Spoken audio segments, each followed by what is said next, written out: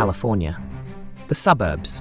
In front of the computer in the rental house, a young man held a cigarette and shouted in frustration, "Fucking company shares! It's been half a month and they're still down." Jackson looked at the stock market on his computer screen. Most stocks rose on the Nasdaq, but company's share price was falling. Unfortunately, the stock Jackson bought was company stock. In just 20 trading days, the stock price fell by 70%. Originally having more than 100,000 funds, he now only had 22,000 left. What can I do? Jackson felt numb as he stared at the stock account. Even worse, he urgently needed a sum of money to treat his father's illness. How he wished for a miraculously large increase.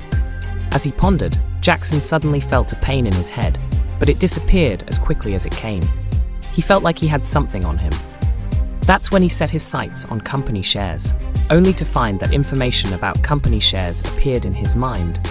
Limit down, and limit down until the fall of delisting. Looking at other stocks, the information came to mind. Feeling the message in his head, Jackson was incredulous. When he looked at other stocks, he was surprised to discover that he had the uncanny ability to predict stock returns in advance. Father's illness is saved, he thought.